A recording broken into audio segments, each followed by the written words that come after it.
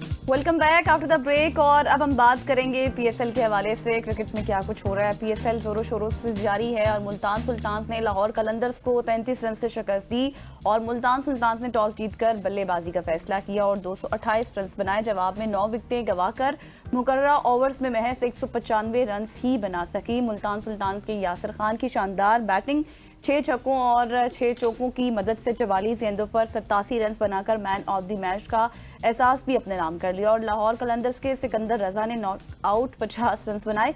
Multan sultans की तरफ से उबैद शाह ने 3 विकेटें भी ली हैं।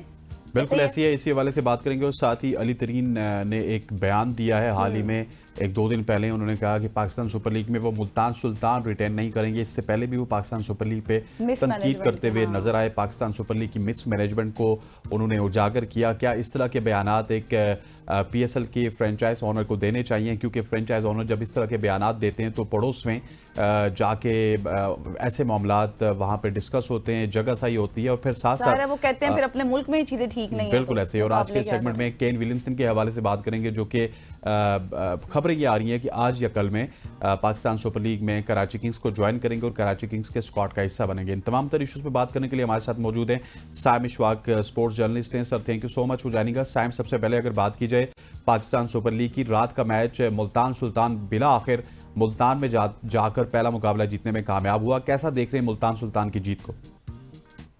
हसनैन, बिल्कुल मुल्तान सुल्तान ने अपनी पहली जीत अपने नाम की और लाहौर कलंदर्स के अगेंस्ट। यहाँ पे सबसे इम्पोर्टेंट चीज़ ये है कि मुल्तान का होम ग्राउंड था तो उन्होंने अपनी बैटिंग स्ट्रेंथ के अकॉर्डिंग ही वहाँ पिच तैयार करवाई थी।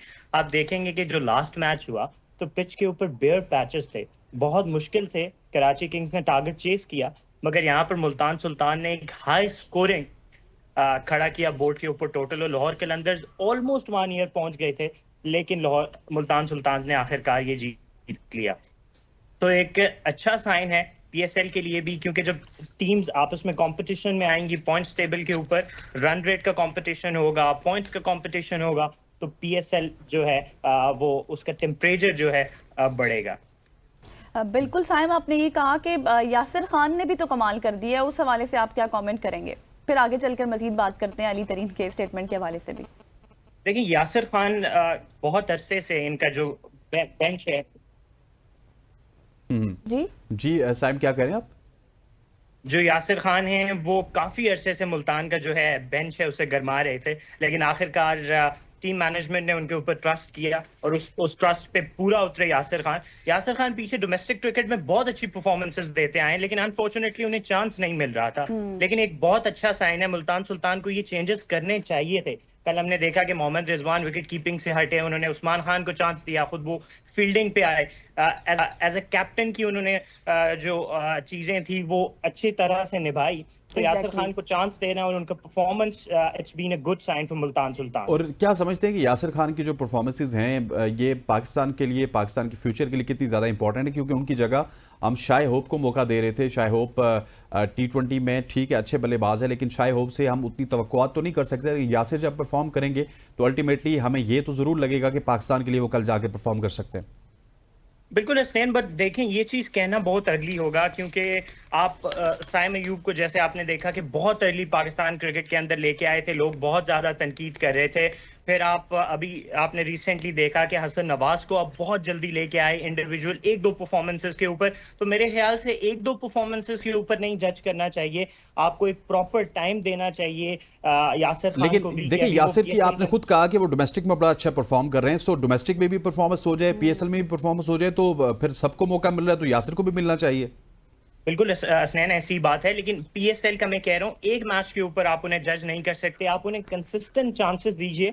पीएसएल के अंदर अगर वो परफॉर्म करते हैं तो डोमेस्टिक के वो ऑलरेडी अच्छे परफॉर्मर हैं, देन आप उन्हें नेशनल टीम के अंदर लेके आइए, उन्हें चांस भी दीजिए। क्योंकि हमारी सबसे बड़ी बदकिस्मती ये है कि हम प्लेयर्स को साथ लेके तो चलते हैं, लेकिन उन्हें फिर चांसेस नहीं देते, जिनकी वजह से वो उनका जो मोटिवेशन है वो लो हो जाता है। जैसे आपने देखा कि साहिबजादा फरहान को हम लेके जाते रहे टूर्स पे, लेकिन उन्हें हमने चांस नहीं दिया। लेकिन इस पीएसएल वो अपनी परफॉर्मेंसेस से अपने उनका बल्ला जो है वो बोल रहा है, रन उगल रहा है कि जो मेरे साथ की गई है वो ज्यादती थी और अब मुझे पाकिस्तान टीम के अंदर चांस दिया जाए। तो बहुत सारे लड़के हैं जो आना चाहते हैं। आकिब जावेद, उन्होंने अच्छी परफॉर्मेंस दी, तो सबको तो आप एकदम नहीं लेके आएंगे, क्योंकि आपकी जो पीछे टीम है सेटल डाउन है, जो 4 से 5 प्लेयर्स हैं उन्हें तो आप नहीं हटाएंगे। तो इसलिए आपको इन्हें लेकर चलना होगा अपने साथ। सही। अच्छा साइम, केन विलियमसन भी ज्वाइन कर रहे हैं कराची को, ये कितना इंपॉर्टेंट होगा आपकी नजर में? केन विलियमसन की जो प्रेडिक्शन है आज से काफी मंथ्स पहले मैंने आपके शो पे ही की थी, जब मैं बांग्लादेश में मौजूद था, कि केन विलियमसन लेट आएंगे। तो केन विलियमसन का इम्पैक्ट तो जरूर पड़ेगा कराची की टीम के अंदर, लेकिन मेरे ख्याल से डेविड वार्नर और उनकी जो एक कोर स्ट्रेंथ है वो ऑलरेडी सेट हो चुकी है। अब ये देखना बड़ा इंपॉर्टेंट है कि वो किसे जो है 4 फॉरेन प्लेयर्स में से बाहर लेके जाते हैं। आया टिम साइफर्ड उनके बाहर जाते हैं या फिर किसी और को वो बाहर करके केन विलियमसन को इन करते हैं। लेकिन केन विलियमसन की जो क्रिकेट है वो बहुत अटैकिंग क्रिकेट नहीं है, और मेरे ख्याल से कराची को जो अभी चाहिए वो एक ऐसा प्लेयर चाहिए जो अटैकिंग क्रिकेट खेले, क्योंकि डेविड वार्नर को हमने देखा कि वो भी इनिंग्स को रोटेट करते हैं। तो मेरे ख्याल से डेविड वार्नर और केन विलियमसन जब एक साथ आ जाएंगे तो उतना बड़ा रन, अगर जैसे रात का रन था 230, तो वो चेस करने में कराची किंग्स को मुश्किल होगी। That is a very valid point कि टीम साइफर ड्रॉप होंगे या फिर कराची के लिए सबसे ज्यादा रन्स करने वाले जेम्स विल्स। लेकिन अब थोड़ा सा मैं अली तरीन के हवाले से बात करना चाहूंगा। एक फ्रेंचाइज ऑनर के इस तरह के बयानात, पहले तो उन्होंने कहा कि पीएसएल मिसमैनेज हो रही है, पीएसएल एक्स का वो मजा नहीं है। उनके ये बयानात भारत में भी बहुत ज्यादा इनको उछाला गया, और अब वो ये कह रहे हैं कि मैं मुल्तान सुल्तान को बिल्कुल रिटेन नहीं करूंगा, प्रॉफिट नहीं हो रहे। साइम, ये पाकिस्तान सुपर लीग है, यहाँ पे प्रॉफिट तो होते हैं, लेकिन शायद उस तरह से हमारे जो ऑनर्स हैं वो शो भी नहीं करना चाहते, क्योंकि कोई शख्स इतना ऐसे रैश डिसीजन नहीं ले सकता कि वो करोड़ों रुपए लगा दे और उसको प्रॉफिट ना हो। देखिए हसनैन, पाकिस्तान क्रिकेट बोर्ड एक वेल रिप्यूटेड इदारा है और कितने अरसे से क्रिकेट के अंदर काम कर रहा है। इकोनॉमी जो है हमारी उसकी वजह से काफी स्टेबल है।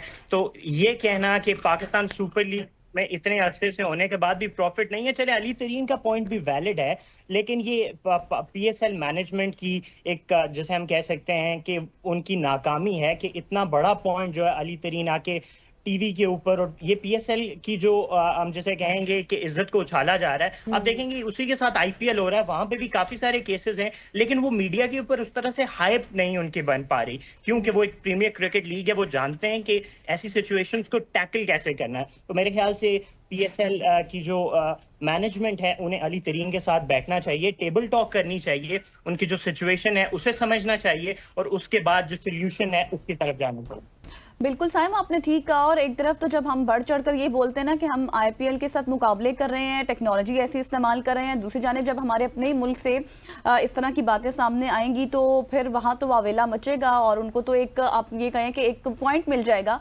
हमारी बेइज्जती करने का, क्योंकि हम भी तो कोई पॉइंट जाने नहीं देते हैं। ये बताएं कि अब पीसीबी का क्या रिएक्शन होना चाहिए इस सारी सूरत हाल पर, आप क्या समझते हैं? देखिए पीसीबी का तो साइलेंट रिएक्शन है भी और होना भी चाहिए, क्योंकि 10वें सीजन के बाद एक दफा फिर से जो पीएसएल का पूरा जो आप कहेंगे फ्रेमवर्क है, स्ट्रक्चर है, वो पूरा चेंज होते हुए आप देखेंगे। पीएसएल की बिडिंग्स होंगी, और इस चीज का भी अंदेशा है 2 नई टीम्स पीएसएल के अंदर शामिल होंगी, तो सारी नई बिडिंग्स होंगी। अब देखना ही इंपॉर्टेंट है। ठीक हो गया Saim, thank you so much for joining us. Saim मौजूद थे खवातीन वज़ात, यहाँ पे वक्त हुआ चाहता है एक शॉर्ट सी कमर्शियल ब्रेक का। ब्रेक लेते हैं, वापस आते हैं, स्टे विद अस।